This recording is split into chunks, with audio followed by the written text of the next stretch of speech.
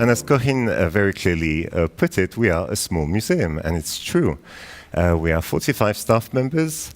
My team and I are 3 people to cover all we do, and our museum is 800 square meters. So that makes of us a small museum in terms of size, but not in terms of content and outreach. To give you an idea, Switzerland is a small country as well. You know, there are 7, maybe 8 million people in Switzerland, which is more or less the population of the city of New York, if I'm not mistaken. Lausanne is around 140,000 people. So on an annual basis, we get 50 to 60,000 visitors in our museum, which is good. But around the world, we get, on average, 250,000 visitors through our traveling exhibitions. But it's the fact that I can't just approach a corporate branch on a corporate company and tell them, well, you know, just put your logo here and everybody's going to talk about you and everybody will see you and you'll be super visible. We don't have the numbers and the statistics of the Louvre, of the Metropolitan, of the V&A, but what we do have is expertise, outreach, and a vision, and that's really what we try to do in fundraising. We really try to put together content-based, tailor-made partnerships that have a strong sense of purpose that both the museum and the corporate company can carry together. Then, after all of that, we had to clarify the picture by understanding our needs. We, as a museum, wanted to develop a new project that would enable us to have a kind of quick and very efficient overview of worldwide contemporary practices, a radar, and we also really wanted to reassert our commitment to supporting artists. That was very clear.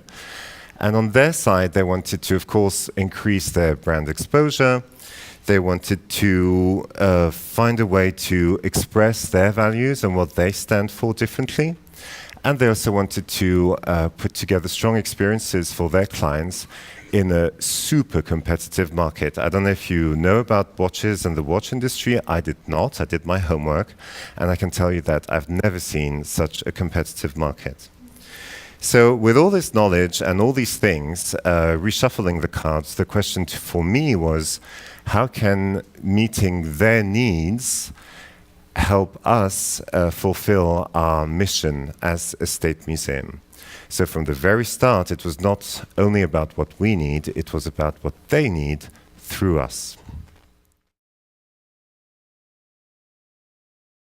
And the best answer to all of these questions was a prize, a photography prize. It seemed the most efficient thing to do.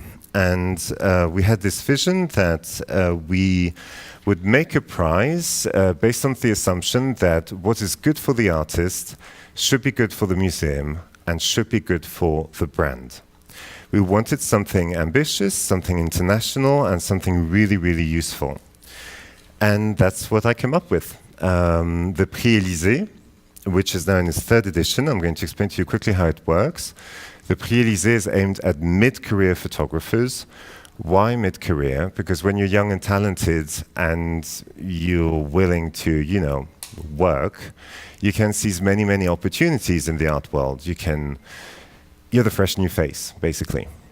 When you're a superstar, and things are kind of okay. But when you're in between, that's the difficult moment. Because people think you're okay, they know you for something, you do stuff that sells well, but you still have a job on the side, and it's very difficult to reinvent yourself, but that's exactly the expectation. Museum people always look at artists and say, okay, cool, what's next? But that thing, what's next, is sometimes the most difficult. So supporting artists at that critical moment, enabling them to produce new work, and enabling them to take a step forward in their career. We do that by launching a worldwide open call for a new project, no constraint whatsoever, it just has to be new. We get on average 400 applicants from all around the world. We, museum internal committee, select 8 nominees. The nominees get 5,000 francs, so that's between $4,500 and $5,000, to start working on this project. We publish that work in progress because we love books and because we know that a book is a very useful thing for an artist to promote himself or herself. Then we invite an international jury to select a winner based on the portfolio, the book and everything. And the winner gets 80,000 Swiss francs, 40,000 to fulfill that project and to produce it, and 40,000 to publish a book with the publisher they want to work with. So we launched the campaign worldwide in 10 languages. It took us about 6 months to engineer the entire concept, to make sure everything was ready, to put the partnership together and so forth. And before we launched the campaign, we again held our partner's hand and said, we're going in this together. We are activating all of our networks worldwide. This is how you contribute, and we're carrying this together.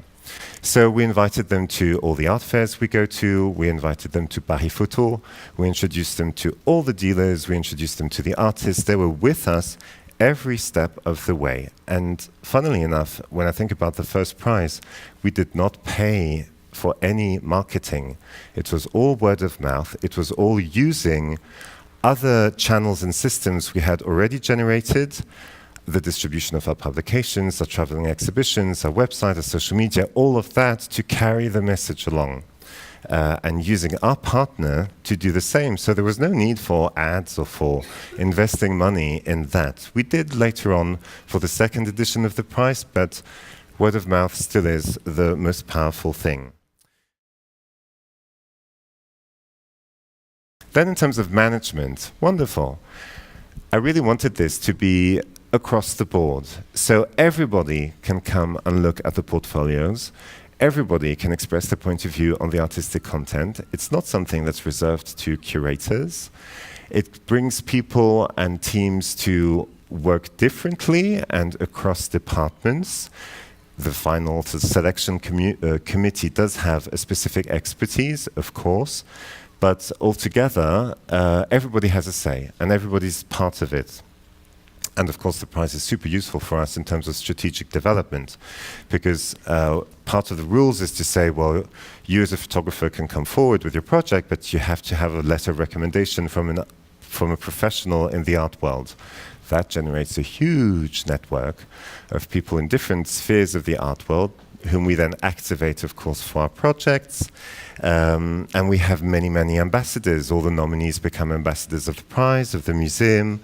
And we surround ourselves with expertise from publishers or people with whom we work that otherwise, if it weren't for the prize, we couldn't reach. So it's very interesting. It's an interesting tool for strategic development. All of the different expertise trades that are involved in this, that's when you get into this concept I really love of impact investment. We are engineering a huge platform that is of interest to many different stakeholders, where everybody can get something out of it and where the return on investment is clear for every party, and it has a social element to it. And I think impact investment is really a very strong notion in times where sponsorship decreases in the cultural field.